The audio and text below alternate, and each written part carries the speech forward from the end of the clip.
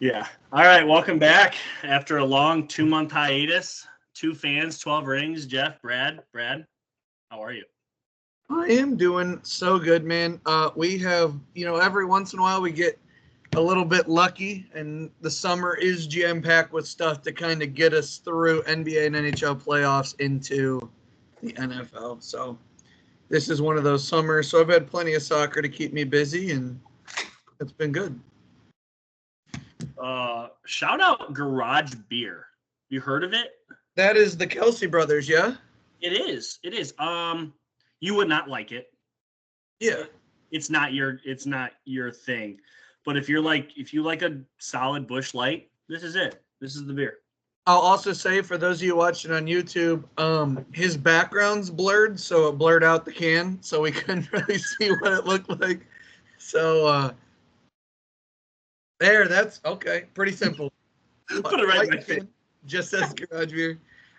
Shout out our future sponsors, Twisted Tea. Always a part of the program. Always a part of the program. We have been toying with some things as to how we wanted to come back, but we know you guys love the mailbag pods, so we threw a mailbag out, and we will get to our NFL team breakdowns starting next week, but we have lots of questions. Let me pull them up. You know what? Let's actually talk some other stuff before we get to questions. Sure. It's been a minute. Luka and the boys went to the NBA Finals. They did. Last time I seen you in person, this was going on. They were heading to the finals. They hadn't played in a game yet. Mm-hmm. They ran up against a really good Boston team. Correct. Opinions on Luka, his performance. Just take it away. I've not heard any takes from you on Luka. Yeah. Okay. So, Luka, he obviously tremendous offensive talent. People are going to hate on his defense. Outside of the blowout for the Celtics to win the series, the first 4 games, I believe he was top 3, if not leading the team in plus minus. So you can say what you want. When he's on the court, we are the best version of the Dallas Mavericks. I know a lot of people decided to not be his fan because of the way he whines to the refs, and I get how that looks, but I am a European sports fan. I see it all the time. I watch the Euros and Copa. I see it consistently. I am numb to that type of activity. So I kind of like the fact that we lost a lot of people who could have jumped on the Luka bandwagon. They're gone now. It's kind of cool in that sense. Everybody was praising his defense against the number 4 seed Clippers, against the number 1 seed Thunder, against the number 3 seed Timberwolves. Sure, he's banged up. Let's move that aside. The Celtics were 80-20. The last 4 times a team was in the top 2 of offensive and defensive efficiency, Warriors, Celtics. It's one of the greatest teams, and they ran into an absolute juggernaut. Anyone who watched the games, if you could get past the Luka stuff, how many times did Luka find a wide open guy in the wing to just break a shot, to just miss? I was very happy with the season. I did not want to lose to the Timberwolves. We got to the finals, and I was content with the season. Championship would be really cool. I was on the edge of my seat. But I often tell people this in betting. You know your team better than any other team. I was surprised we won a game. I didn't think we had a shot. Every time we played the Celtics in the regular season, it's just a mismatch. It just wasn't happening. So we ran into an absolute juggernaut. No excuses. I mean, I had to watch game 1 on my golf trip with the boys, a lot of whom don't care about basketball, just to get shit on the whole time, wearing my Luka jersey, just eating it because they were just getting killed. Game 4, everybody kind of knew was kind of Celtics just wanted to win it at home type thing. But I'm very happy with the season. A lot of people said there's no way they can win 40 games. Luka's not good enough, can't win the big game. Well, he's now been to Western Conference Finals twice, won it once, and he's been to the NBA Finals. So I'll always enjoy watching Luka playing basketball. But if Luka's not on the TV, basketball is kind of dying for me. It's kind of fallen off. It's probably the 5th sport on my list. That's wild because I thought the NBA playoffs were tremendous. They were, but 2 channels over, the NHL playoffs were better. NBA playoffs are nice, but regular season, it's just, again, I've said this before, 30 NBA teams and 16 make the postseason. If you count the play-in games, 20. Like, the whole regular season is just to weed out the awful teams, not find the good ones. Yeah, but on the flip side, the 5-seed Nuggets made the NBA Finals. Yeah. Like I said, the NBA playoffs are fantastic. I love the NBA playoffs. But that 82 regular season, I don't know, it's on during football. It doesn't really mean much. I like the playoffs, though, but playoff anything can bump up a sport when you're watching it just in the playoffs. I watched, I think, I'm going to round high, 3 regular season games this year of the NBA. I watched at least 1 game a night. I was tuning in for the NBA playoffs. I thought they were really good. I watched every Laker game. I watched a lot of the Knicks games. The Knicks game, I feel like they were super entertaining. So fun. Obviously, I watched every game of the NBA Finals. I didn't watch a whole lot of Celtics leading up to the finals because they were always playing what didn't feel like a great opponent. It did feel like I don't really care to watch them play the Pacers, and I forget who they swept in the first round, but not somebody good. Yeah. But a couple of takes here. I've always kind of been a Luka's Russell Westbrook with a jump shot. And as of right now, I look wrong. Time will tell. He's better than that. I was wrong. I was wrong. But I also, I will say this. Allen Iverson only made 1 finals. Russell Westbrook only made 1 finals. James Harden kind of rode the bench to a finals.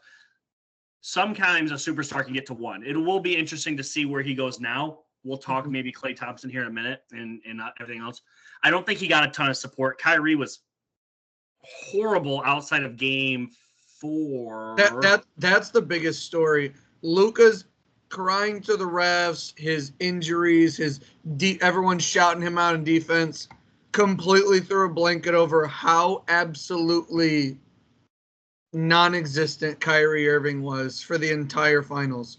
He showed up for 1 game that we won by 50 when the Celtics weren't really playing.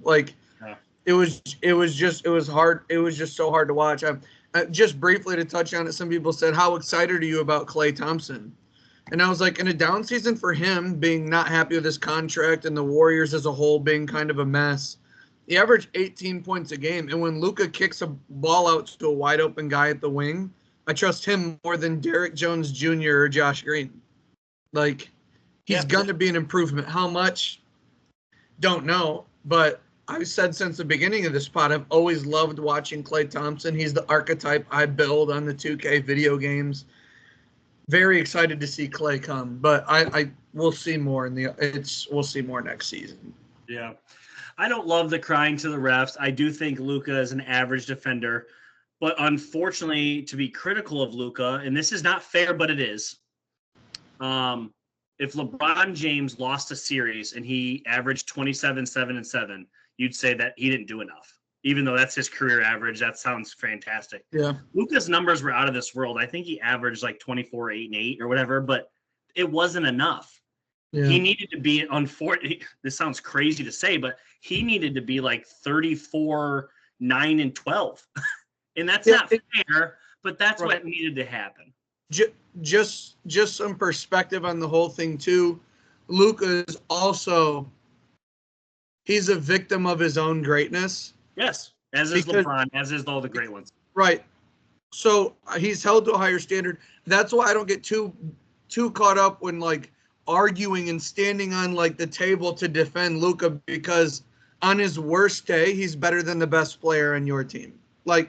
He's one of the 5, if not 3 best players in the NBA, and he's going to be held to that standard. But a lot of people, in the Thunder series were like, oh, wow, Shea finally getting to his level and he's performing just as good as Luka, and we beat the Thunder. Do you guys know Shea is older than Luka Doncic? Like Jason Tatum, Jaylen Brown are older than Luka Doncic. Like people forget he turned like 24 this season. I mean, 5 straight first team All NBAs. And I'm not saying you get a pass on defense. His on-ball defense, I don't think will ever be great, but he has to be better in his off-ball defense. His off-ball defense is way too lazy, backdoor cuts behind him, things of that nature, and he can get better. I hope he does, but offensively, he's the gift that keeps on giving me, and it is so fun to watch Luka on a night-to-night basis. And I will say, NBA schedule writers, Clay's now a Maverick. The first time the Mavericks play the Warriors better be at 8 p.m. on Christmas Day. It better be the 4th game on Christmas Day, 8 p.m., Luka and Steph, Clay's return. Everybody wants it on Christmas Day. Yeah. If it happens before that, nobody tunes in. If it happens after that, it might be too late in the season. There might be an injury. Get it on Christmas. And it's a West Coast game. It's either in California or Texas. You have it at the 6 o'clock or 8 o'clock or 10 o'clock game, and that's easy money. Yeah. Anything else on Luka before we move on? No, I think everybody who listens to the pod knows how I feel about Luka. Yep. I want to touch on something that I feel is honestly a crazy sports topic that has been dragged through the mud. An NBA player who has played literally our entire lives is about to play with his son. And the only thing that we can come up with is LeBron sucks, his son sucks, this is stupid. So I'm just going to go on and then I'll let you kind of take over where you want. And I posted this on Facebook and I'm going to double down on it and I'll say it for years. I was hired at a job because of a family member. While at a job, I had a family member hired. Okay? That's one point. Happens everywhere. Okay?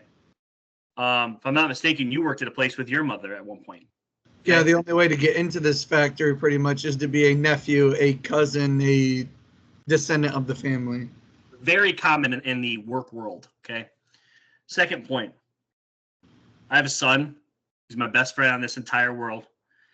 If he needed me to reach his dream, I would move the world. I would do everything in my power to do that.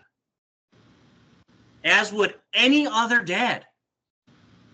So to sit here and shit on LeBron James that he asked for his son to be drafted is like laughable. It's just laughable. It's just feel free to hate on LeBron, okay, as the basketball player, as his political views maybe don't match up with yours.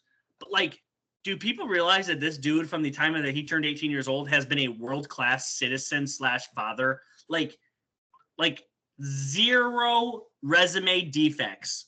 And we just keep finding ways to tear down something that just doesn't need to be torn down. Do I think it is awesome that there's a picture of him in 2007 when he reaches his first finals holding his teammate? Absolutely. I think it's crazy. Yeah. And the best player of my entire life is still playing. When the best player of my entire life in the NFL is no longer playing. The best player in my entire life in baseball is no longer playing. Like all my favorite athletes, they've moved on. Like this is the last one I have. The best race car driver in my life, no longer. Like all these different things of my lifetime, they've moved on. LeBron's the only one left. I'm not rushing him away. Do I think he's a title contender anymore? Probably not unless they're loaded. But it's like, I don't know. I don't understand all the hate. I don't know how to exactly explain it, but I think the hatred towards LeBron James is like it is kind of sad, yet some like explainable science because how so many people are so loyal to Michael Jordan. Like, it would be an honor for most people to even be compared to a great. He threatens an entire generation's great so bad that, like, Nick Wright explained it the best way. He's like, somebody traded the 26th pick in the first round for 5 second-round picks. Somebody traded a second-round pick for $2 million cash. Like, nobody cares about these picks.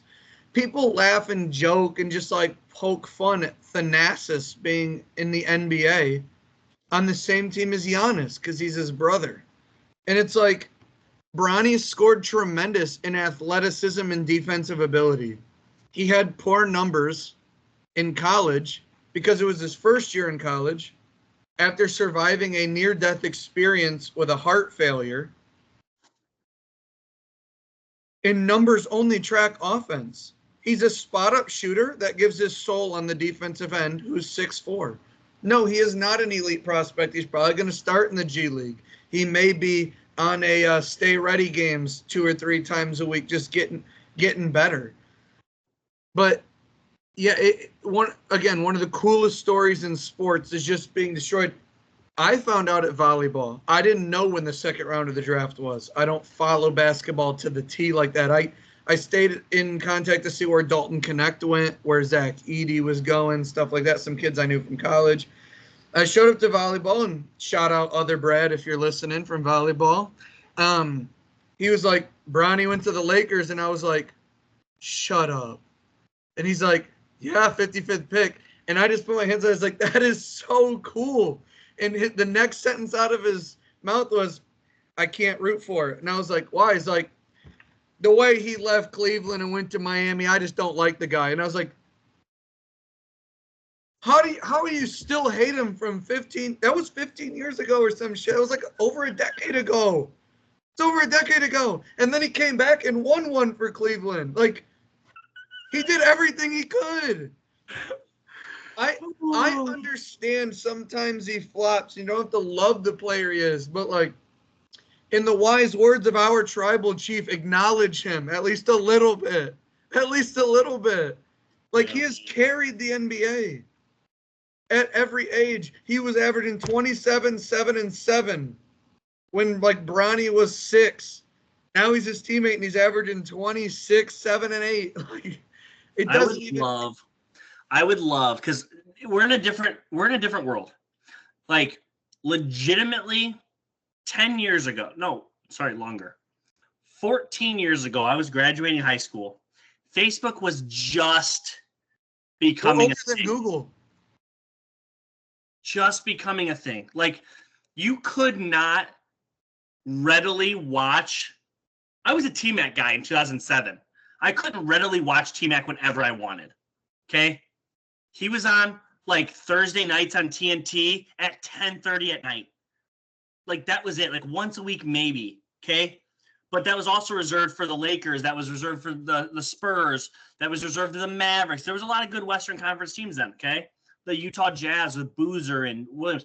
But, like, legitimately, if I was trying to watch T-Mac, I'd have to wait till he was on TNT because, like, the League Pass wasn't really a thing yet. And you realize you can watch LeBron James at the drop of a hat any night of the week when he's playing? It's not hard. It's so readily available. I would have loved to watch a random Tuesday night when the Bulls are playing at Seattle, and gosh, Michael Jordan goes 6 of 18, but he has 21 points. Like, and just rip him. Just rip him. Those nights don't exist because nobody was watching. Nobody was watching. Like, oh, look at that defensive effort last night. Oh, look at that flop. You don't think those things existed? How about the story that just came out from 98? Did you see that? Yeah, absolutely I have. Absolutely I have. Wilt scored 100, I bet, too.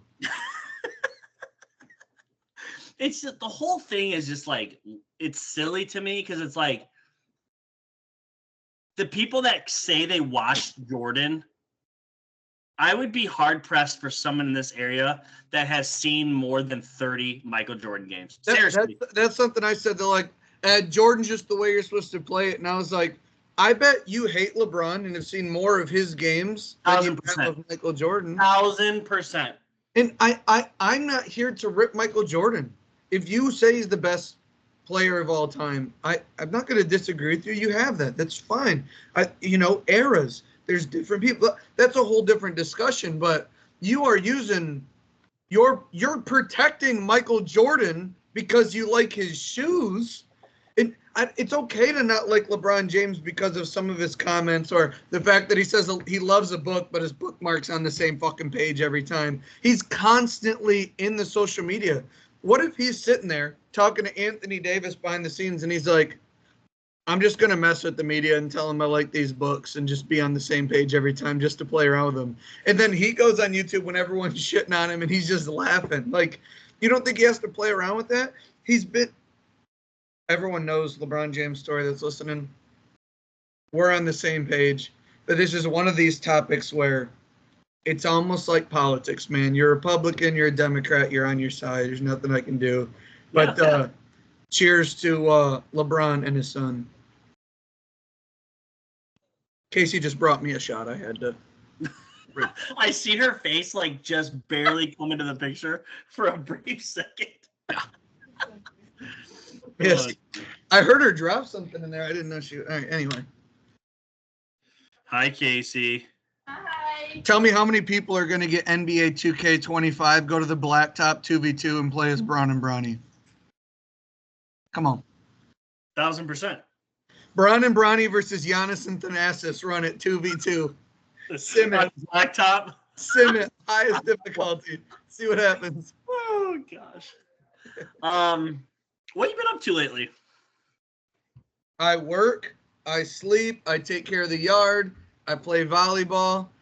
I've been dominating on the felt, the Texas Hold'em. I've been having a hell of a run here this year. First, second, my last 3 events. Doing a little betting. I've been watching just about every Euro game I can for soccer. Catch Copa when I can. It's a different kind of soccer. It's kind of fascinating. Yeah, that's about it. I've been trying to listen to podcasts, doing some research for the pod for you guys. I'm trying to work out an algorithm through my own research to try and make betting a science more than just a gut feeling, to try and make some money for everybody.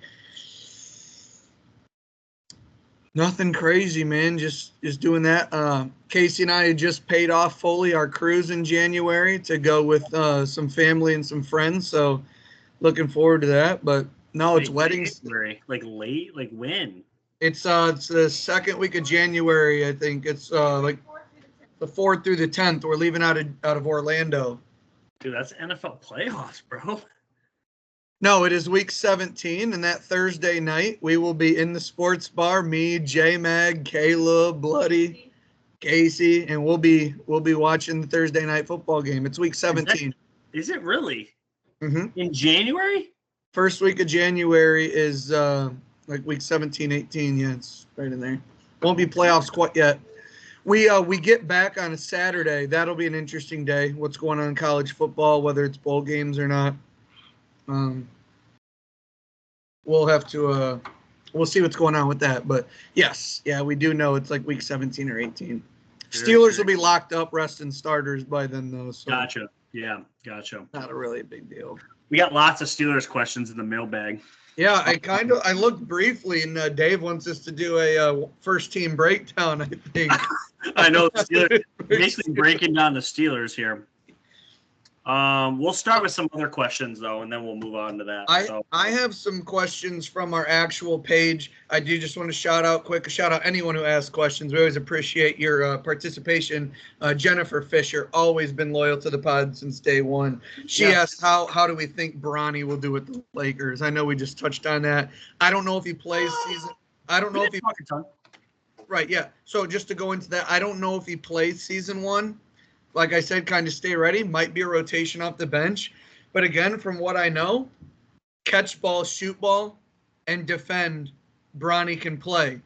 Growing up with LeBron, being coached by J.J. Redick, I'd imagine his IQ is every bit of everything you'd want. So I do think there's a spot for Bronny. But most second-round picks in the NBA you never end up hearing about. Of course, this is LeBron's son. I think he will be maybe non-existent year 1. Year 2, he'll be integrated. And in year 3, LeBron's final year, Bronny will see meaningful minutes. And we'll kind of revisit it probably every offseason because you're going to talk about LeBron and his son being the Lakers. Over under 4.5 NBA games this year. Over under 9.5. That was the number I was going to start with. I think I'd say there's 82 games. I think he could get to 10. The reason I say he sees 10 games is 1, injury. 2, I don't know who else they're going to lose in free agency. 3, if they're out of playoff contention or potentially locked up, he's going to see some end of the season game minutes. So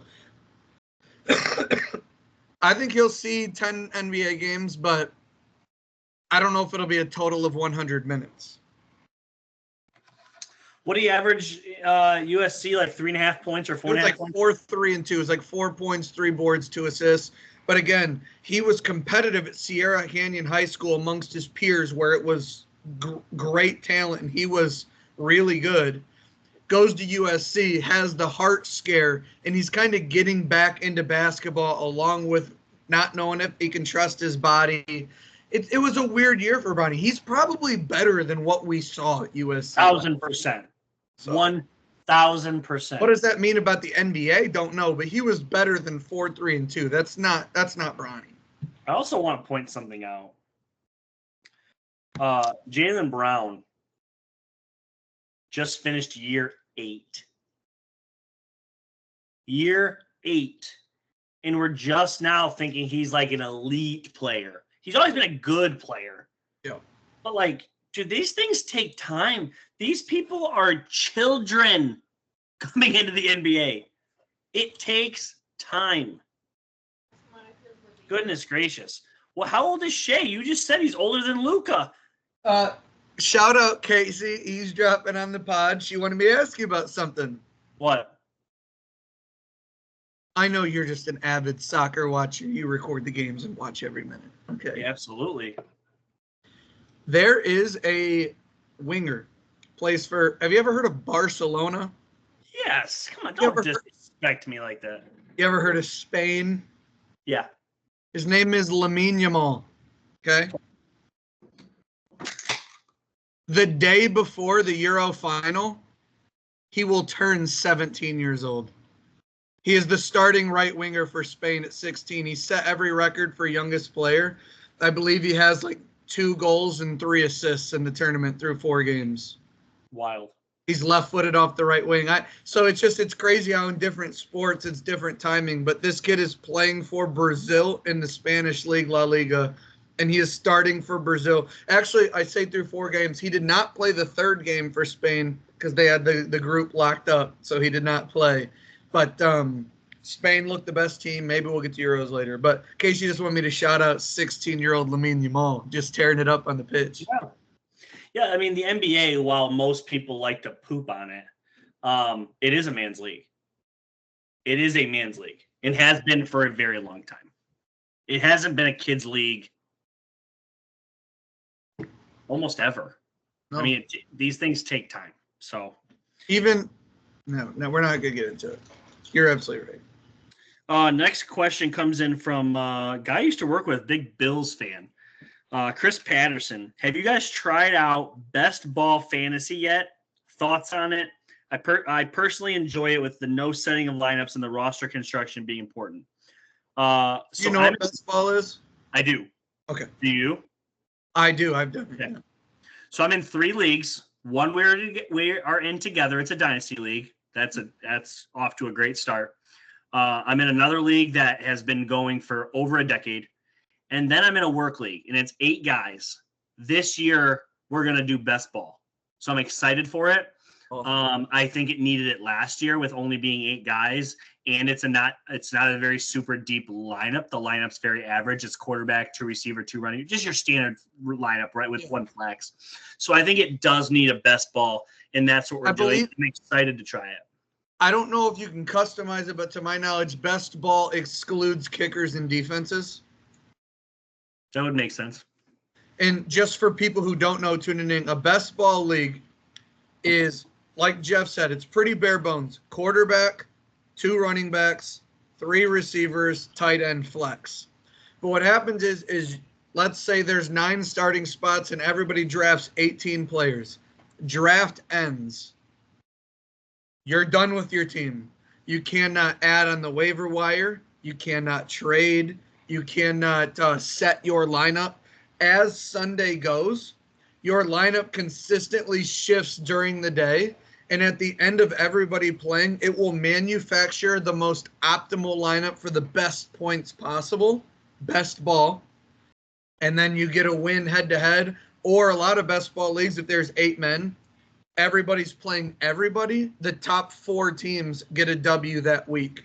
So you're playing every team every single week. That's cool. But you do not touch your lineup. You can kind of just tune in to see who's where and what's going on, and just hope if you get 2 guys on IR week 1, they're sitting on your IR. They're just never going to contribute.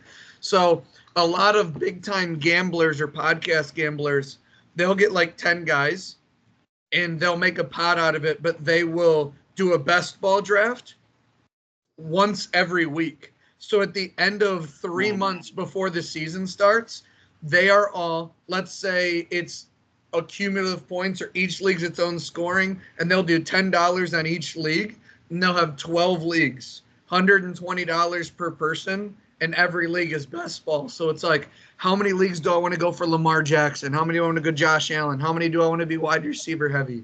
Essentially, you just leave it to the players to decide who's going to play at the end, and it will always give you your optimal lineup. It's interesting. Yeah. Hope that answers the question. Jen, in the Olympics, who's your pick for men's and women's gold medal in soccer? Okay.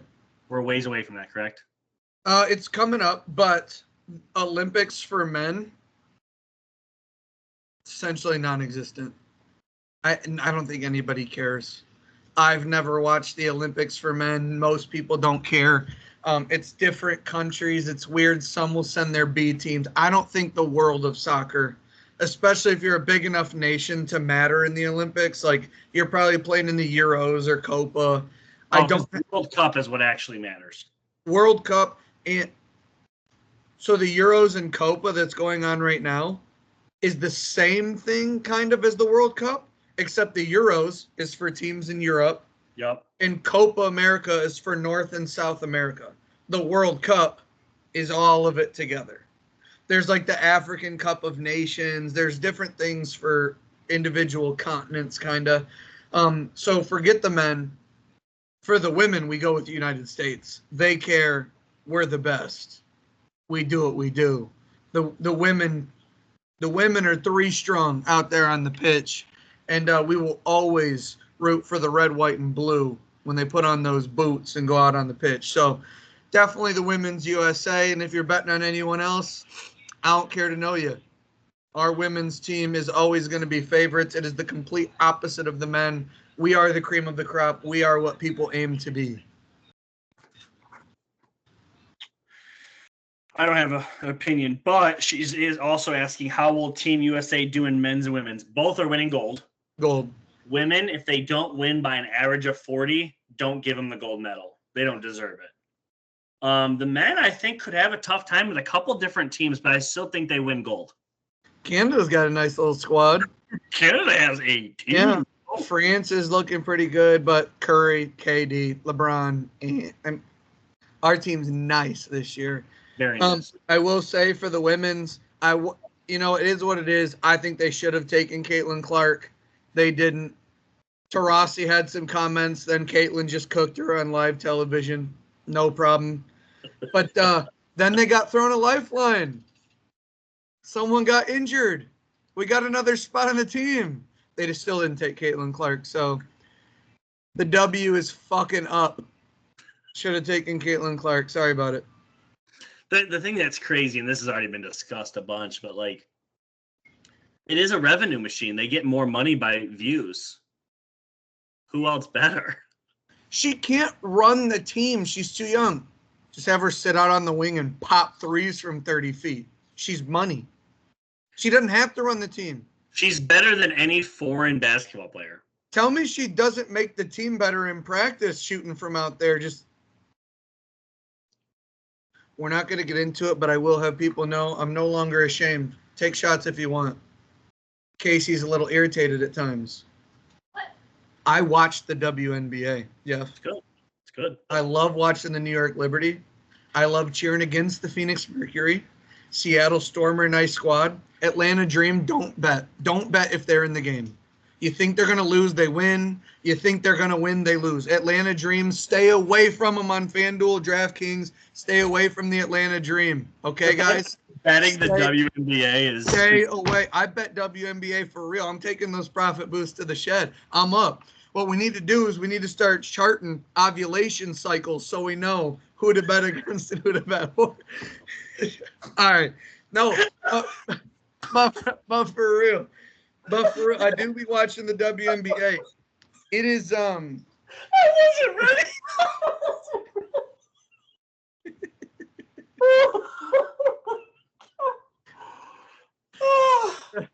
The WNBA is not elite television, but it's good enough to get you through this little bit of summer. It's on. I would just recommend you watch it. At least be knowledgeable on what you're betting on. That's an all-timer. That's an all-timer right there. We've been going since 2020. I don't know if I've ever laughed that hard on the pod. Hang on. Gosh. We need some inside sources. Behind the tape, doing the dirty work, putting on the gloves. Oh,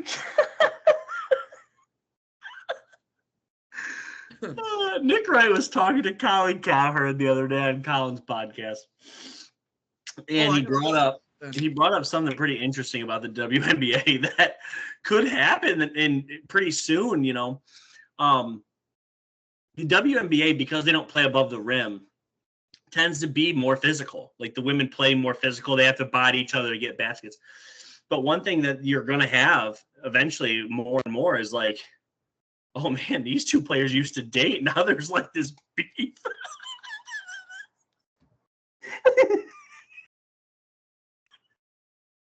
Ain't no way. Ain't no way. Oh gosh, man. See, right here, if you're trying to Anthony Pratt, if you're listening, if you want to make a little 30-minute recording to get your business out there, right now would be a great time for a 30-second. We'll be right back. Brought to you by Anthony Pratt's fucking tree and shrub removing business. Right, I'm not gonna peep it. We'll get Ant on here. We'll talk about it. No free shout outs. Right now would be a great time to just regroup. Next question comes in from Tyler Richardson. Shout out. He's a Celtics fan, FYI. Yeah, I know. Boston through and through.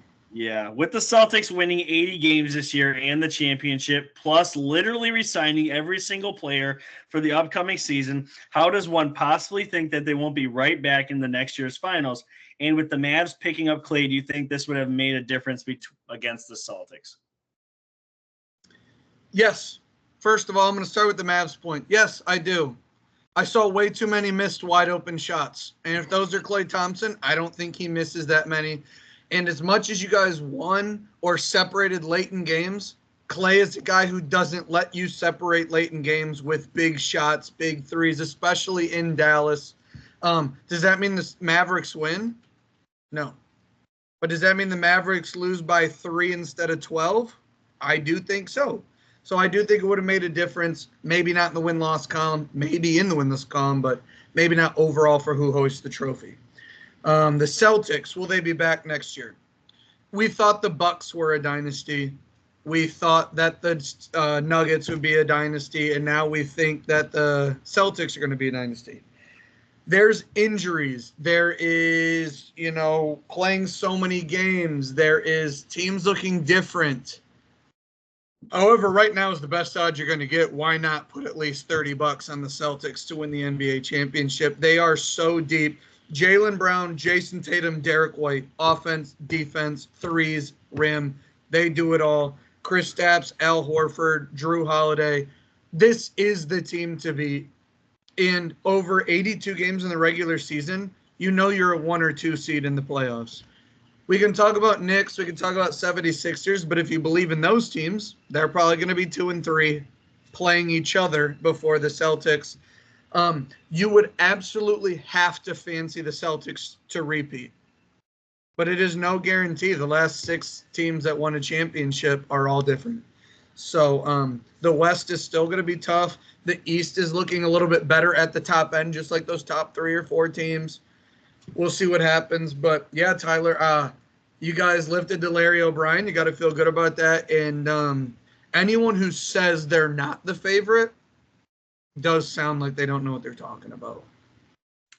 Kind of random, but it's going to tie into what you just said as far as East teams. And my 3 favorite sports teams are Michigan football, Patriots football, and then Michigan basketball.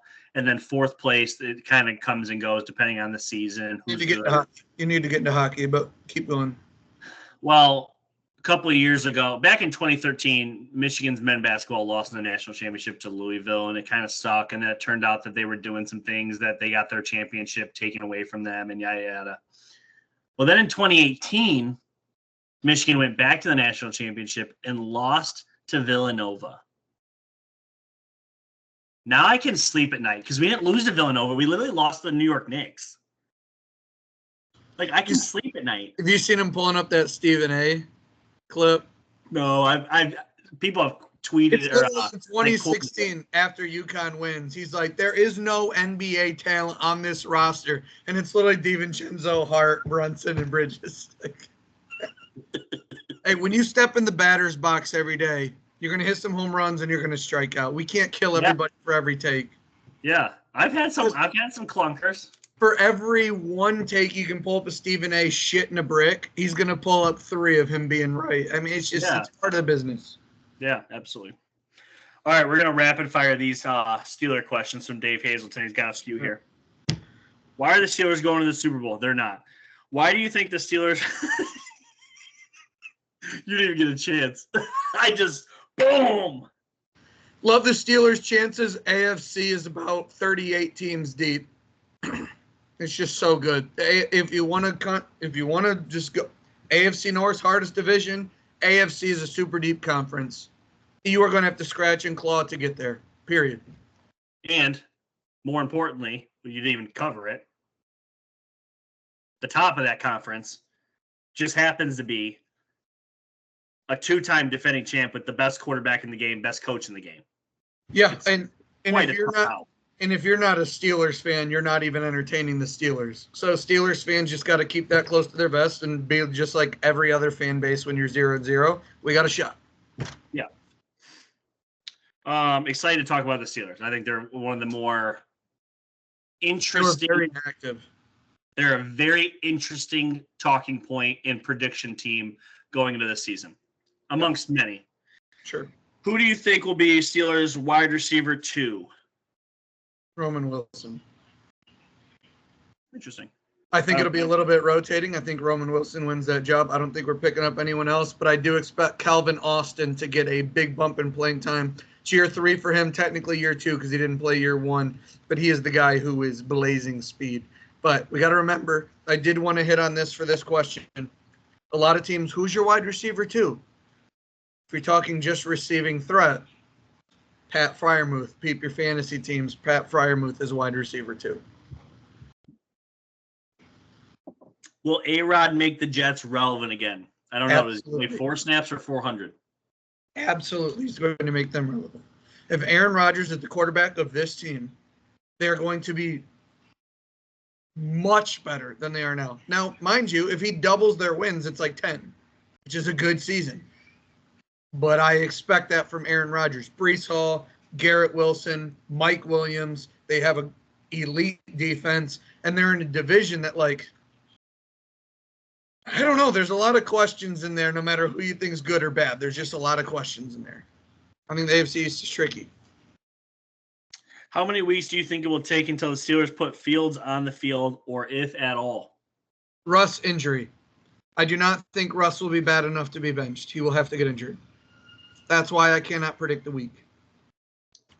I think I mostly agree. Unless you want to count, like, unique package where they put in Justin Fields on a 2nd and 3 at the 30-yard line to do something crazy.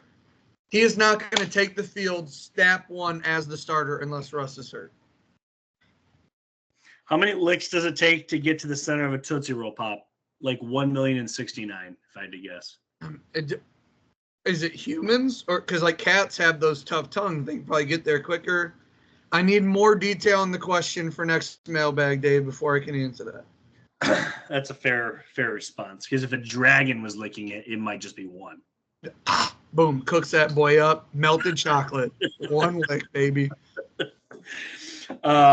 This one comes in from Dan Nazar. Michigan or Texas aside, which program are you rebuilding on NCAA Football 25? I'm a gamer. Okay. I don't know how many of you guys are listening or a gamer. This game comes out July 19th. That's a Friday. Now, I hit a massive, massive parlay in hockey, so I withdrew $100 to get that deluxe edition. Get it 3 days early on Tuesday. Now, my work week is Tuesday through Sunday. I took a vacation day on that Tuesday, so I could play it the Monday the night before and Tuesday on a whole day off. I am so excited for this game. But to answer Dan's question, it was who am I taking over outside of Texas or Michigan? Number one, I am not a big guy in rebuilding bitch-ass programs. I'm going to be a Texas head coach, okay? I'm going to be a Texas head coach. However, I will be creating a sorry, hold on, Jeff's got to get I will be creating a second dynasty mode where I am going to create a defensive coordinator. I know a lot of people love to play offense. I'm a defensive play caller at heart. I love controlling and playing the defense. I will be creating a DC, and I'm just going to see where my career takes me. I'm not going to depend on Texas. I'm just going to start maybe at a MAC school or Sunbelt school, work my way up, see if I become a head coach, just see what the game has to offer in that avenue. But I will be letting everyone know through Facebook when the game comes out. If you are an Xbox and you need someone for an online dynasty, I am willing to play in as many as possible. I have enough free time to be able to make that decision. But I will be controlling Texas. If you cannot guarantee me Texas, find someone else to be in your online dynasty. I'm rooting for Texas. And a little fun fact for all the people that Texas is going to the SEC to get killed, you all hate Alabama. As of July 1st, they no longer have a winning record against every SEC school, as Texas is 8-3-1 against Bama. Most recently last year, we pumped them by double digits in Tuscaloosa. Okay? So you all can just relax for a minute. I will be Texas, and Oklahoma coming as well. Don't sleep on them. Okay? They were 10-3 last year. Don't sleep on them. That's it. Shout out to the rivals, Oklahoma. They're putting in some work too. I've been doing some laughing this pod. But you can answer this question now. It's up to you. If you're not Michigan. I mean, shout out UCLA. I thought about going to the Big Ten as the transfer team that is the worst out of all of them to see if I can take over the Big Ten as the team that I believe hosts the Rose Bowl, correct? Yeah. That stadium, their stadium is the Rose Bowl. Yeah. I have done some small research into what it would take for me to be able to play this game when it comes out. $300. You're good. More than that. More. Xbox S and the game. Come on. It's like $450 for both. Not if you game share with someone, dude. Come on. Hit up Dan. See what's going on. Work this thing out. I just can't. It's like it's so much money. It's like, and I don't play. You're not getting the game? I'm not.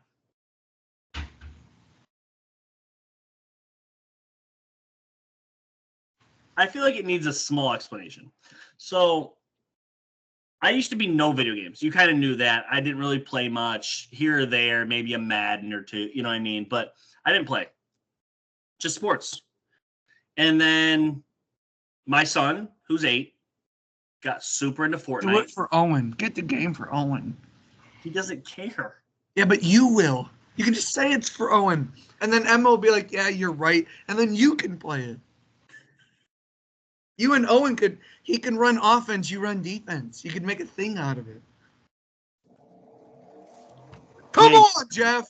In time. Hey, meet me in the final of the next poker game, because that's where I seem to end up. We'll be the final 2, and I'll throw it to you for college football 25. I'll throw it to you. Oh gosh. Speaking of me and Owen, this happened since we've last potted. Week 1. The same thing. Week 1. Oh, sorry. Patriots in Cincinnati. Oh, I will be there. Yeah, I remember you right when the schedule released. You said there's no way we're missing it. Yeah, tickets are purchased. I mean, going with actually Jeff Halbert and Jamie, and I think Jeff's dad's going, and I think they're taking their knee. Like, where there's a bunch of us going. In the podcast, co-host is going, and his group. Sorry. No, I would have said no.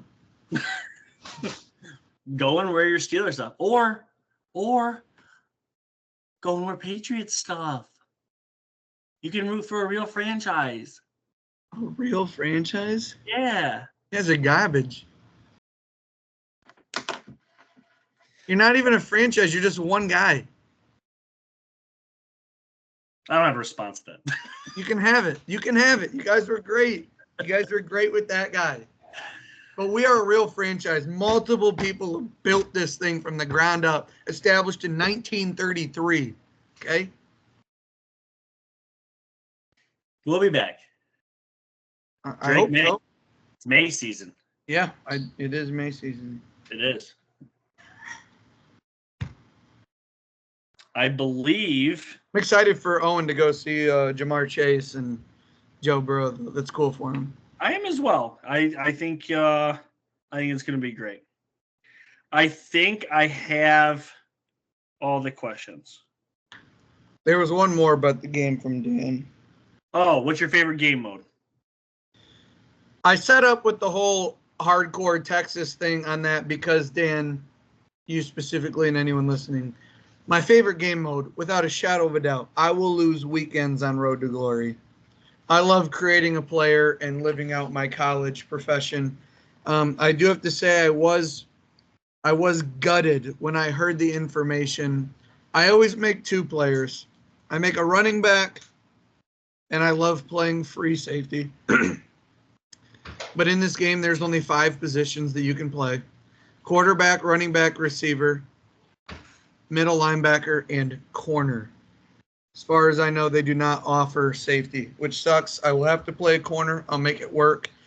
But I love Road to Glory. I love everything about it. Building my player, just focusing on one task, doing my job. When it comes to Dynasty, sometimes I get overwhelmed with recruiting, transfer portal, building my coach, the perks. I will have to get better at that. I've never been a 100% Dynasty guy. Of course, the last time I tried to do that, I was like 11 years old, so it was probably more overwhelming than it will be now. But Road to Glory. Road to Glory is everything. Love creating my guy and just becoming a stud. I like Heisman mode. I don't know if that was in 14, but it was definitely in 12 and 13. I don't remember if it was in 14. What is that? Basically, you have to relive somebody's Heisman season. You replay it.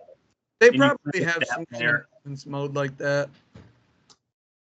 I liked that, where it's like you're playing with Barry Sanders and you user him, right? Yeah, right. You have to live out his Oklahoma State season. And it's like, oh, this game you have to have 300 yards rushing. Matt Leinart, Vince Young, Reggie Bush, that kind of thing. Yeah. There was over 10 you could choose from. I was also just selfishly hoping you got the game because Online Dynasty would be fun to be a part of an Online Dynasty. So yeah, that would be fun. You got stuff going on. Still on the table. It's not July yet. Well, it's not July 19th yet.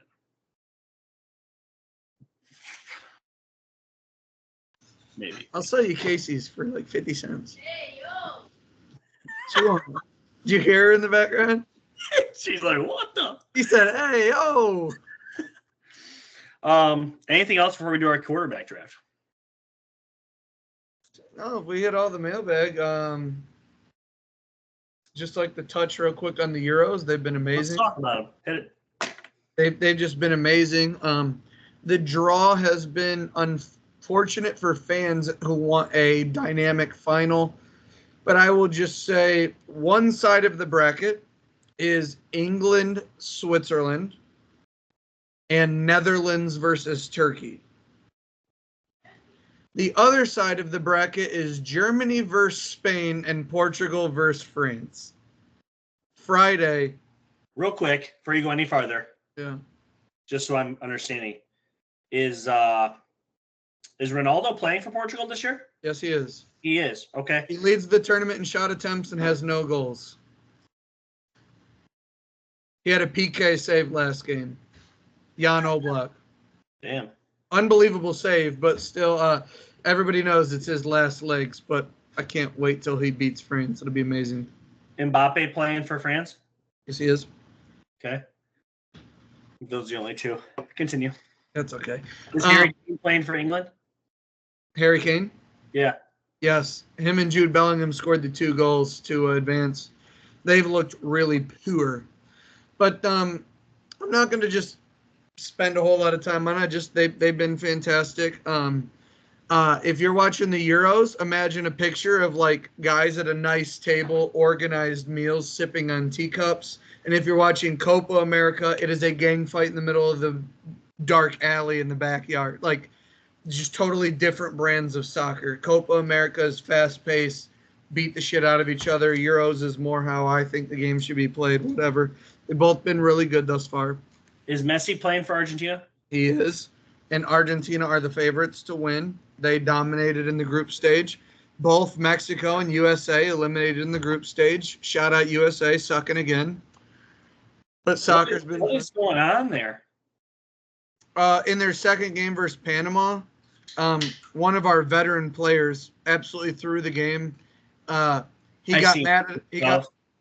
Weah got mad at another player, like shouldered him in the head and got red carded. We were down a man for 86 or 84 minutes, lost 2-1 to Panama. Team we should have beat. And they scored down a man. We would have beat them and it would have just been fine. So Tim Weah, go fuck yourself. But after all of that, he had issued an apology. I look to get better going forward. You better not ever play again, douchebag. But just completely threw United States out of the tournament. It's just it's disrespectful to the fucking flag, Jeff. Okay, I got some words about it. I'm not happy. But soccer's been great. Word to the wise, if Alex Pereira or Islam Makhachev are fighting, just get free money. However much you can afford to bet on them, just go ahead and throw it on there, and FanDuel will pay you for just submitting a bet, okay? We don't bet against those guys. They've been fantastic. Adesanya's going to kill Dricus du Plessis later this year. Connor, we'll see if he ever fights again. UFC's been fantastic. Yeah, I'm just excited for football to be back. We got 9 weeks. Division breakdowns are on the corner, which I did want to hit at. Jeff's kind of left it up to me. It kind of feels like. So without even talking to him about it, because it's just how we roll off the cuff, we're going to change our format, I think, this year on how we do breakdowns of teams. We are going to go, instead of divisions, we are going to go back to last season. Teams 32nd, 31st, 30th, and 29th. Those will be the first breakdown. 28th, 27th, 26th, 25, second breakdown. So the last pod will be Chiefs, 49ers, Lions, Ravens. We're going to break it down from teams that were at the top of the draft, middle of the table, to the best teams of last year. That way, if you want to listen to every team in your division, you may have to look at 3 or 4 pods. Just like, subscribe, and invite 5 friends. I don't know. Do what you got to do. But we're going to break it down that way and have a little fun. We'll see what we bring in those episodes. But very excited to start breaking down teams, and it's gonna be fun. It's gonna be fun. Yeah. I am also excited. New format. So there'll be just different things going on. Obviously, normally we would do a whole division, then we kind of give our prediction on the division. But then we always do a last episode for the season with like a season prediction, like bold predictions and like our MVPs. We'll just give you the division winners at that point, or you can kind of guess based off our records and stuff. But in closing today, we're going to do a quarterback draft. We do this before every season. We've done this now for 4 some odd years. And we always do it if you're a returning guest and you've listened to our show. We always do the top 16, okay, half the league, and we always do it draft style. Do you want to start or do you want me to start? I can start if you want. I mean, starting is just a formality. Yeah, absolutely. With Arthur Smith and Mike Tomlin, Russell Wilson has to be number 1. He's Patrick Mahomes. Mahomes at number 1. Pretty simple. Doesn't really need any explaining. Back-to-back Super Bowl champion. Going for the first ever three-peat in the history of the league. Also, if you're a guy that's like, he's overrated, he ain't shit. If you're just one of those guys who do things like that, just don't say it out loud. Maybe when you're shaving your neck and face, you talk to yourself about that kind of thing. Okay, Patrick Mahomes, number 1 quarterback in the NFL. Before we go on, as a Tom Brady homer, supporter, advocate, number 1 fan, whatever you want to call me, for 20 years, I had to listen to people predict the demise of New England. And I've decided after 1 year of doing that, I'm done. I tried it one time, failed miserably. They won the Super Bowl, in case you're wondering. I'm not going to do it anymore.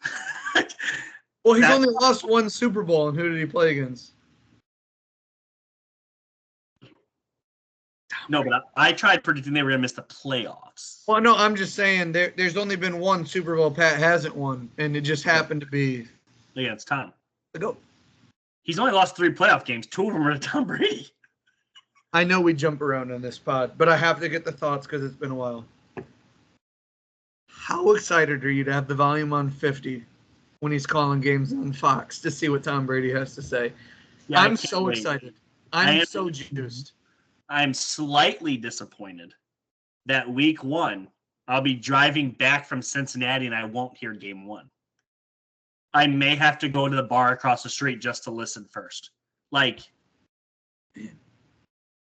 But other than that, yes, I cannot wait. I will be watching the Patriots and whatever game Tom Brady's calling. Tom Brady, Peyton Manning, just littered around our fucking sport, just talking football. It's great. We deserve that. I love it. We deserve to be smarter. Tom, make us. We do. I agree. Number 2, I believe I had a different quarterback here last year. I think this guy deserves it. Kind of has the reputation of being up and down, but at the end of the day, I think he's the second best quarterback in the league, and I think he's pulled away a little bit.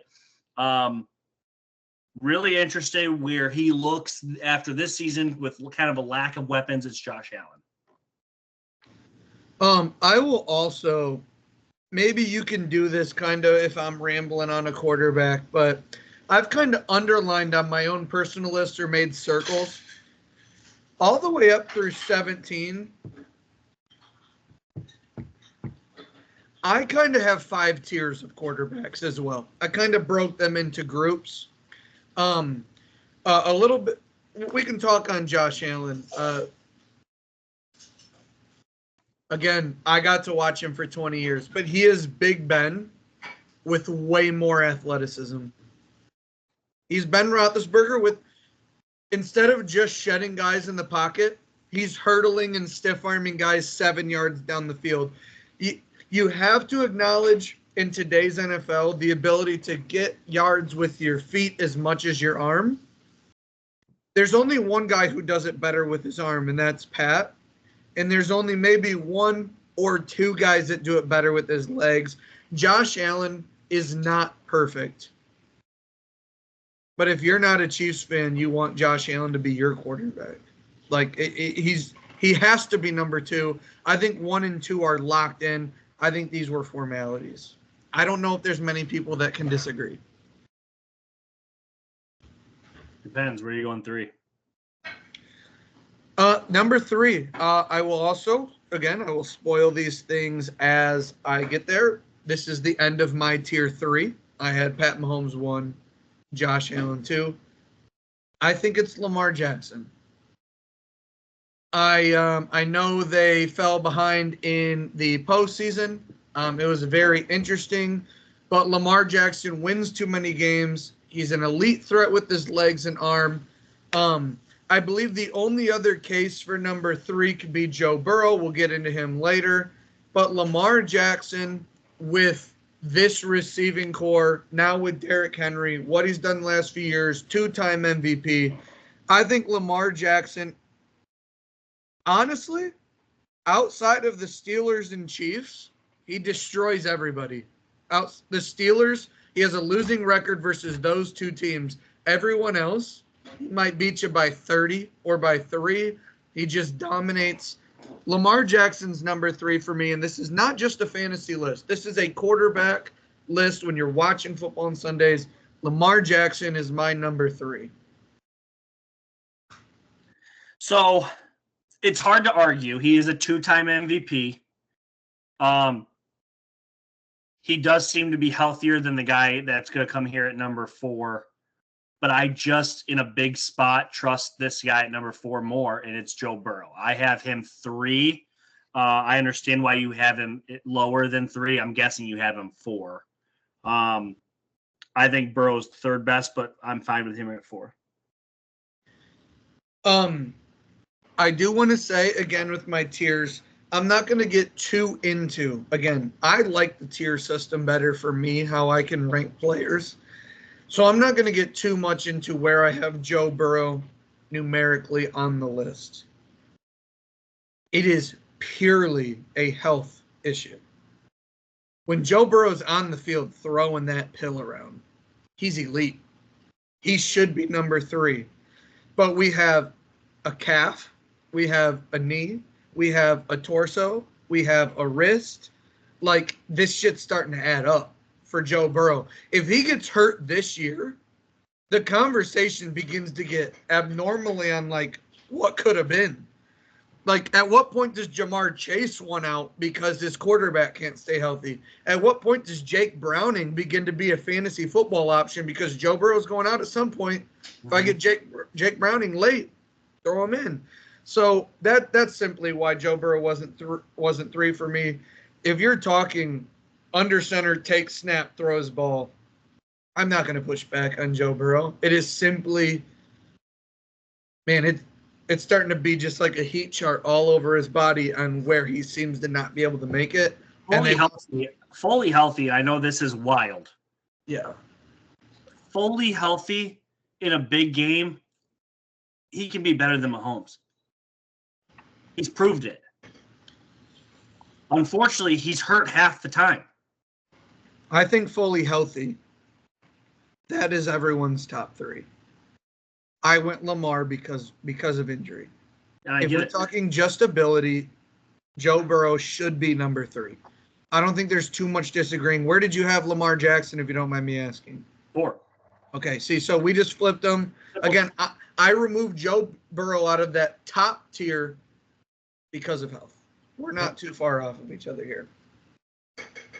I think he deserves 4 too. I think that at this point you win too many games. You beat everybody not named Patrick Mahomes and the Steelers, and you've won 2 MVPs. Like you're in that conversation. Yeah. So again, I have Pat, Josh, Lamar. You have Pat, Josh, Joe. This is where things get fun, though. No, it gets so fun because I could get murdered, but I absolutely love my next tier. I think it's just perfect on the guys I have in there. So I'm just gonna pick a guy. It's not even gonna line up with my list. And I don't care how it looks. I'm taking Jared Goff. I think Jared Goff came in as the number 1 overall pick, took a Rams team to the Super Bowl and lost to who else but Bill Belichick and Tom Brady, those sons of bitches. Then he goes to the Lions, and everyone loves Dan Campbell. I don't know how much of a strategist he is. I think he is an emotional guy. In what Jared Goff has done with that offense, everyone talks about Jahmyr Gibbs, Sam Laporta, Amon-Ra. I don't know if they are who they are without a guy like Jared Goff. Now, I totally understand at number 5 saying Jared Goff is not the 5th best quarterback in the league. But again, in the group that I have him tiered with, you could argue his case against anybody. And I bet if you went to FanDuel right now, gun to your head, and had to bet on a team to win the NFC North, you're taking the Detroit Lions. And how many times would you have said that? I love the Lions as a whole. Maybe I'm jumping on the bandwagon, and maybe you're saying, Brad, Jared Goff's your best quarterback in your dynasty league, so you cheered for him all year and watched him more than most people. Sure, but I feel like a lot of people listening to this pod watch a lot of Detroit Lions, whether it's for yourself or for a family friend. I went with Jared Goff over on my list. I had a different guy. But I like this tier of guys, and I'm going to give Jared Goff some love on the podcast. I want to give him love. I wanted to be the one to say his name. So selfishly, I put him at 5.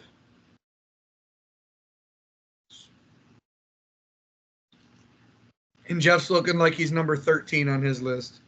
He's a little higher than that, but slightly. Yeah, that's fine. That's okay.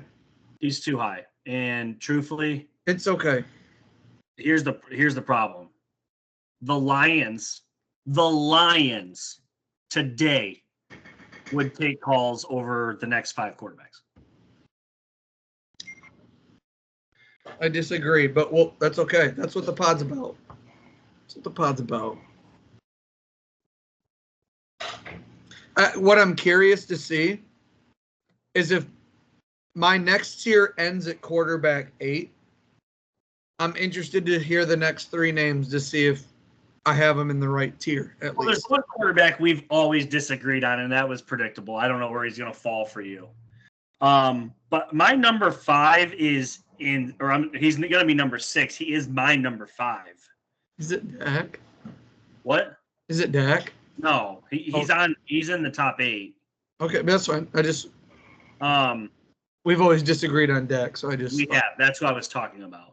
The one this quarterback is so crazy because he did things in college that were insane, but underachieved. And then coming into the league, I just didn't think he had the right temperament. CJ. He blew up. CJ Stroud is him, dude.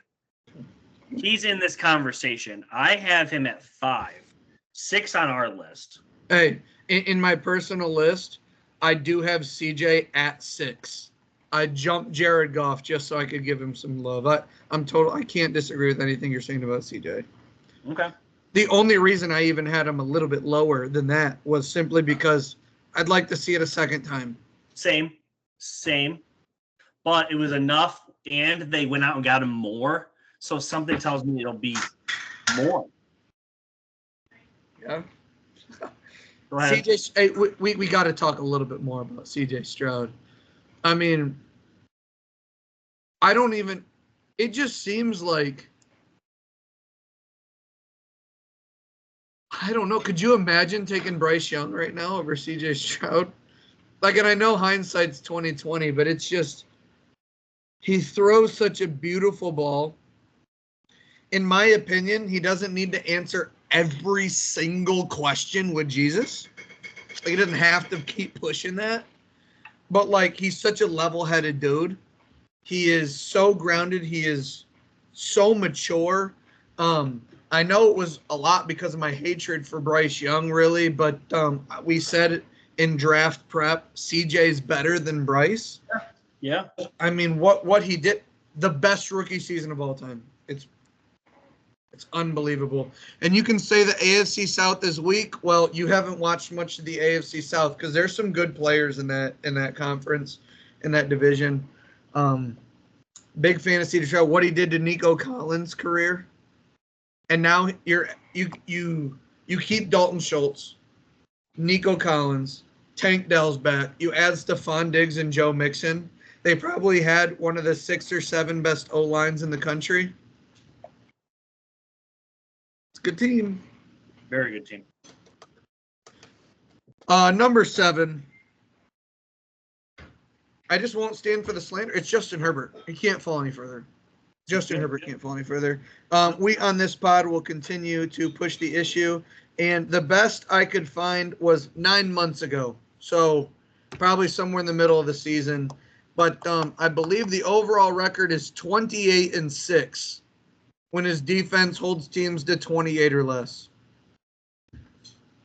28-6 if the other team doesn't score 4 touchdowns. Brad, he blew the playoff game versus the Jags. I guess he should have covered the slot receiver better. He played under an inept head coach his entire career. He's getting now we can save the Chargers for what we know. He'll be higher on this list next year. Mark my words. I honestly feel gross. I should have switched them because actually on my list, we are going just about shot for shot, but I switched Jared Goff and Justin Herbert to give Jared Goff love. I honestly want to switch it. I'm going to, actually. I'm erasing it right now. I'm putting Justin Herbert at 5 because I'm the one who called them both. Stroud's comfy at 6. 7, I'm going to put Jared Goff. Okay. You're up at number 8. Number 8 is a quarterback that the Lions would take today over Jared Goff. He even played in the same team. Matthew Stafford last year with a revitalized Rams team looked as good as he ever has, was tough as nails in the playoff game. The Lions were clearly the better team. Stafford literally kept them in the game. Stafford at 8. I have him above Jared Goff. I understand that you don't, but. Well, hold on. I have to bring this up if I can find it. Just give me a second here. I'm not going to disagree with what you said. Okay, here we go. Jared Goff and Matt Stafford, because I switched them, are right next to each other, yeah? They are. Okay. Post-trade, they're over here. Post-trade wins 24-24. Completion rate 65.7, 66.5. Touchdown passes 75-78. Interceptions 36-27. Stafford does have 8 or 9 more. Pick sixes 7-5. Passer rating 95.8, 96.5. Sacks 89-88. Yards per attempt 7.7, 7.3. Now, fill the fans in. Stafford won Super Bowl and missed half the season 2 years ago. I'm just saying their statistics are. He missed half a season and won a Super Bowl. He took over the team Jared Goff brought to the Super Bowl. And lost. To Bill Belichick. That's weird. Stafford literally beat Brady to go to the damn Super Bowl. It wasn't Brady and Belichick. It was Brady. The reigning Super Bowl champions. All right. Can already tell we just disagree. It's okay. Yeah. Who's your 9? Should be Jared Goff. Fucking Justin Fields, dog.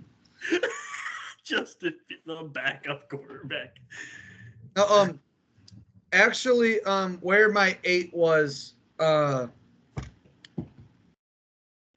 tossed and turned with it, but Matt Stafford was in there. But to end my next tier, my next tier was Justin Herbert, Jared Goff, C.J. Stroud, Joe Burrow, Matt Stafford, and Jalen Hurts is who I had at the end.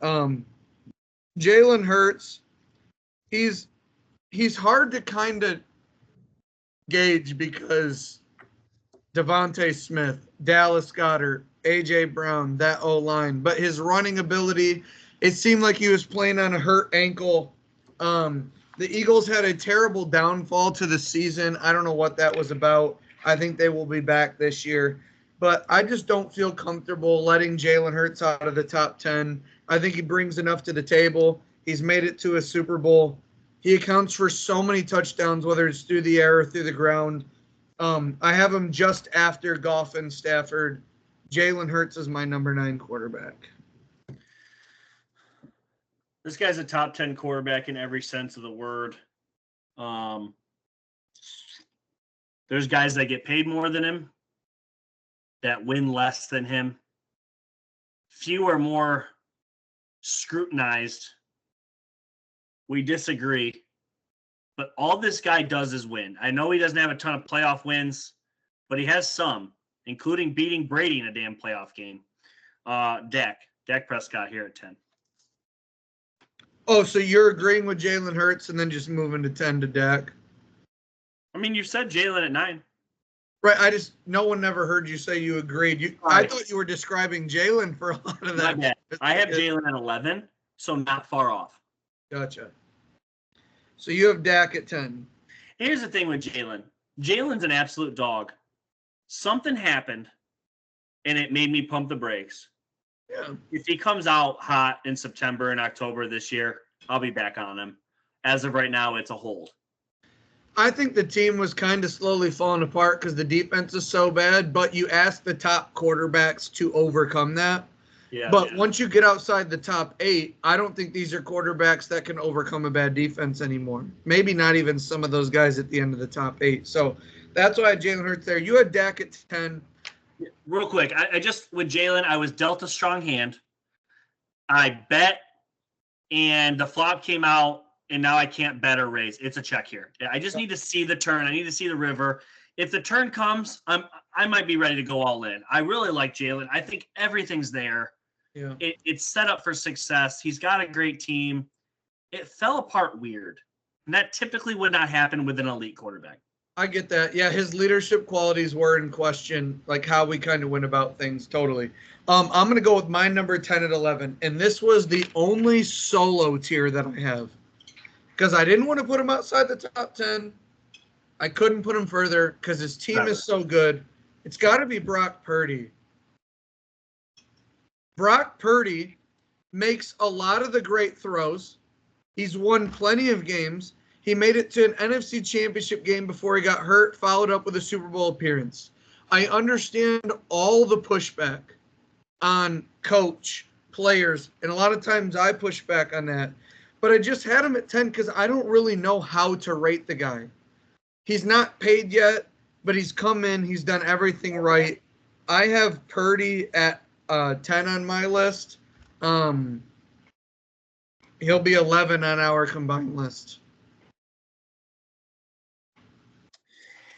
Last year, I think I snuck him in to the top 10 on my list.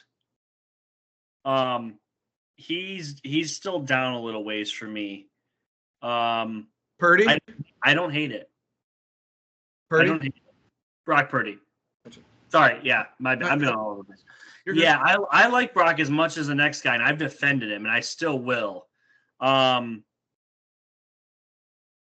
if you put Trevor Lawrence on the Niners, who I have at 12, I think everybody would take him over Brock. But it's hard to say. But I do get what you're saying with Brock. Let's put Trevor at 12 here. Still has to get that playoff win. He's got one. Does he have one? Yeah, the comeback against the Chargers. That's right. Okay. We just need to see more from him. Obviously got hurt at the end of last year. Highest paid quarterback in the league right now, isn't he? Yeah, this is the first one I kind of have a problem with. You don't like Trevor? I want to, but I just can't stand through 50 games him being the same as Gardner Minshew and Daniel Jones. I can't get. He is literally Daniel Jones. That is what's wild, but it doesn't look the same. I get that with the Urban Meyer first year, throw it away, and then he was hurt last year, plays for the Jags, historically a butt cheeks organization. I get all the stuff. Trevor at 12. I will say, though, right here on my list, This is where I have 3 guys circled. It's where I have 3 guys circled. In any order, it says Tua, Dak, Kirk. It's circled, all 3 of them. You've already said Dak. And that's honestly disgusting. We will never agree. Dak is a billion times better than Tua. It's not close. They're not even in the same conversation. I feel like there's a lot of people that would reverse that. Dak's already been paid and is going to get paid again. Tua can't get a second contract. Yeah, because Jerry Jones is an idiot. Why would you pay Dak?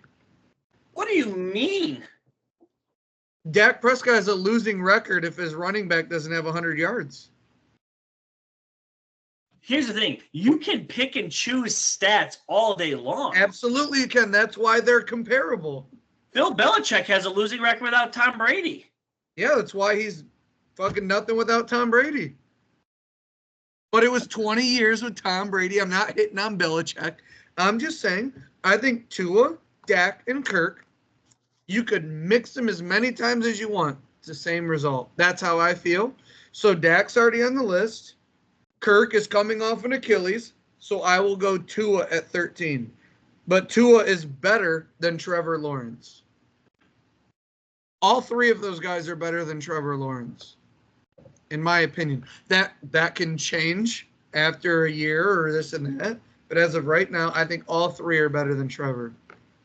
I think Trevor, after these 3, I mean, I don't know how much we want to get into. I would take this guy. I would take this guy over Tua in 1 year sample size. I saw more. I'll take Jordan Love here at 14. Okay, so this is what's funny. I will tell you this. After Purdy, I have Tua, Dak, and Kirk circled. My next 3 are Jordan Love, Trevor Lawrence, Baker Mayfield, and it's circled. Baker's right there with the Jordan Love conversation. He's just been in the league longer, so there's more. You've seen more success, you've seen more failures. Where Jordan, you haven't seen much of that. So it's funny that I have Tua, Dak, Kirk, and then after Love, Trevor, Baker. You have Dak way higher. You pulled Tua and Kirk down, and then you insert that next 3 right in the middle. Like, I think these are guys we just disagree on at the moment. But I think Baker's in a perfect situation. Trevor has all the weapons to increase his rating on this list a ton. And Jordan Love was phenomenal in the back end of the season. Started slow, but phenomenal in the back end. Right now, I'm taking Tua, Dak, and Kirk over all 3 of those guys. Excuse me. I just don't know how you think Dak is so much better. It's got to be just the fantasy numbers, right? Like, in big moments, he's... It's everything. He's won big games. He's got the numbers. He's been incredible. I don't know what I'm not seeing. I don't even hate the Cowboys. Like, that ain't even, like... just for listeners, like, I don't know what it is, and maybe we'll need people to comment on this, but a lot of people I talk to are like, yeah, I'd take Tua over Dak, or they're the same quarterback. Like, People you're the thought only guy. Romo was bad too, and I was not that. I thought Romo was fantastic. Romo's better than Dak. Yeah, I agree. Okay. But essentially, I have Brock Purdy and Tua ahead of Dak. There's nobody else I have ahead of Dak than you. Like, we both have Mahomes, Allen, Jackson, Herbert, Goff, Stroud, Burrow, Hurts. Well, no, you have Goff. You have Dak's better than Goff? Yeah. Yeah. All right, that's great. That could be a poll on the pod. He beat Jared Goff just last year in a crucial must-win game for both teams. Did he really? I don't even remember that game. In Detroit. Or no, that was in Dallas. The famous dude didn't announce himself eligible. It was like game of the year. Oh, in Dallas. Yes. Woo, funny. Yeah.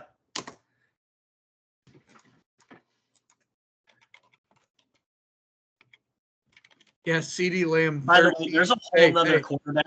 Go ahead. Hey, 13 catches, 227 yards, and a tutty by CeeDee Lamb. He went off.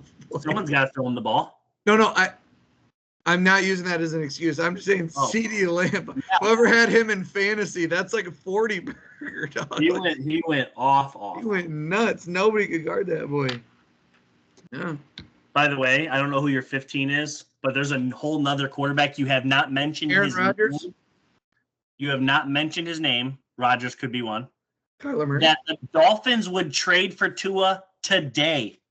Oh, okay. Go ahead. Who's your 15? I have Aaron Rodgers would be the next name on the list for me. Okay. Kyler Murray comes in at 16. Who's also better than Tua? No. Nope. Yes. No. Yes. I disagree. Clearly we disagree. Yeah. Now we're arguing on like the 14th through 17th best quarterback here. I have Kyler at 18 and I have Tua at 14. Like they're both in the same vicinity. I mean, I guess. Dak's way better than Tua. Way better. Dak is not a top 10 quarterback. You're flat wrong. No. You are. Anybody can name 10 quarterbacks better than Dak in the league right now. Here's the problem. It's subjective. Okay? But like he's in this top 12 category. He doesn't fall out of it. Tua does.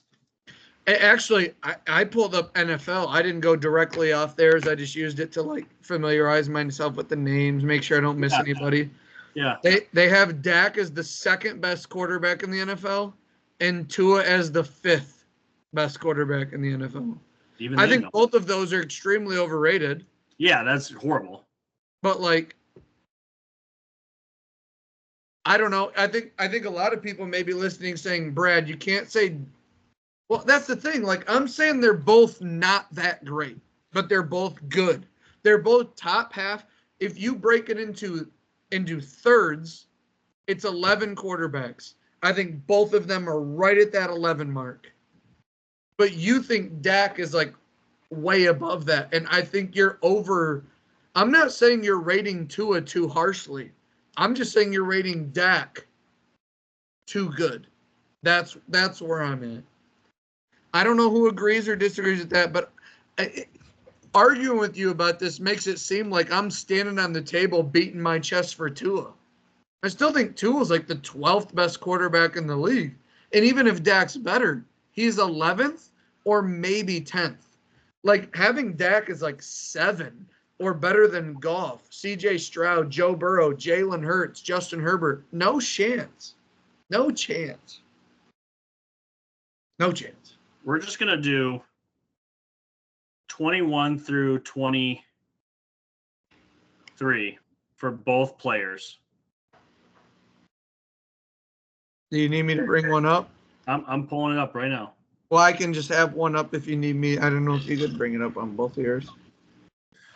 So,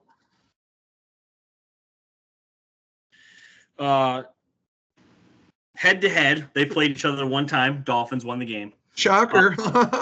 Dak's played more games. Yes. Okay. One's had a head injury, one's had a broken leg. So both missed time. But he's played 2 more games. All right. How many total categories do you think Tua has on Dak? Dak has more categories, but how many do you think he actually is winning? Did they get Mike McCarthy and Mike McDaniel in the same year? Has it been 2 years or just one with Mike McDaniel? I don't know. That's a good question, but I have it from 21 to 23. I believe that the last year of Dude was 21. I think McDaniel's been there 2 years. Yeah, well, Dak's probably got Got him on probably completion percentage. He's got him on everything except interceptions. Okay, Yeah. mind you, I told you Dak played 2 more games. Right, He has yeah. 2 more picks. Okay, and then yards per attempt, Tua 8.0 to Dak's 7.5. Everything else, yards, completions, total wins, total touchdowns, by the way, not close. Okay, Also, passer rating, rush yard, literally everything. right, dude. but not to get into the bulk of things, but Dak gets 4 games versus Giants Commanders. Tua plays the Jets defense, Bills defense, Patriots defense. The Jets have been ass. Not their defense. But they've been ass. But that's 6 elite defenses a year just in division. That matters a bit. We've both agreed consistently the AFC is way better than the NFC. Dak only has to play 5 AFC games a year. Tua has to play 9. Numbers can't. I'm just saying they are extremely comparable quarterbacks. They're not, though. Okay. Who won a natty in college? They are. Who won a natty in college? They're Dak not. Prescott went to NC State. No, he went to Mississippi State. Mississippi State. Oh, see, you don't even know your own guy. A bad Everybody school. in the comment section, get him. They're bad. Look, Mississippi State sucks. again, I am not trying to be here to advocate Tua for MVP. But Dak is, at best, on his best day, the 9th best quarterback in the NFL. You're almost there. I didn't see Dak put up 70 last year. That's all I know. Tua didn't either. 70 points. Took snaps. How many touchdowns did he have? 1? Crisp handoffs. Right in the pocket. Boom. Yeah. Backs didn't have to think about it. Didn't they have like 7 rushing touchdowns? Yeah, Tua did. They had 8. But again, Dak has a losing record without 100 yards rushing. The Cowboys, we talk about their top 5 defense. Most teams have losing records without 100 yards rushing. Except for Tua. What's his? He's 18-0. When his rusher doesn't. I don't know. Yeah, I knew you're bullshitting that stat. I'm just saying that. You're acting like they're not even comparable. They're not. I just told you they're not. Tua doesn't have him beat anywhere. He's played less games and thrown 2 less picks. One last year when they played each other. About it. What was the score? I don't know, but it looks like the Cowboys suck against AFC teams when it gets hard. Looks like Tua was able to play in a dome. Great job. Doesn't play in the dome. I think that game was in Dallas. Yeah, but he doesn't play in a dome. Yeah, he plays in 70-degree weather year-round. Yeah, he just goes into domes versus the weak NFC and pumps them for W's. Again, you have to take into account, though, the Jets, Patriots with Bill Belichick, and the Bills the last 3 years. Those are 6. Tua owned Bill Belichick. Belichick sucks. Yeah, did Dak own Belichick? I don't think so. Actually, he did.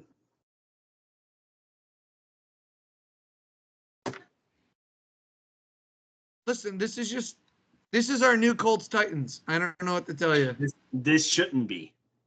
Yeah, you're right, because Dak is not as good as you're saying he is. Tua might be out of the league soon. It'll be great when Dak goes to like the fucking Giants next year or something and then sucks ass. It'll be great. It'll be great when Tua literally pops a ligament in his pinky toe, gets concussed, and never takes another snap. I don't know. He knows judo now. Got that tuck and roll, baby. Should we end the pod on just massive tension? Just get a fight? You do whatever you need to do. What is this? Is this just this year?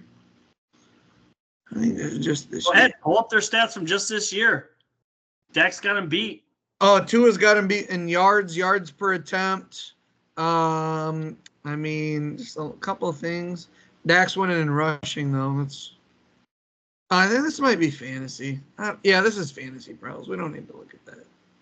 I'm just looking at random stuff. It's weird because they haven't been in the same amount of years. So, like, there's always they've only played each other once, and no.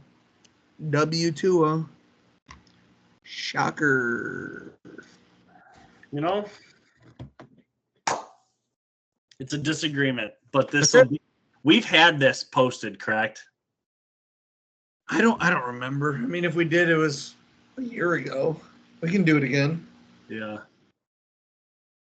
It'll get the same traction. Dak will get more picks. I would just like to put out a post that says, name every quarterback better than Dak or Tua. So that way people are like, who's better than Dak and Tua? And they'll just list those names. And I bet there's at least 7 or 8, which means, again, Dak can be better than Tua all day, every day. But it's the 9th best versus the 11th best quarterback. It's not like Dak's a top 6 guy. Tua's not even in the top 14.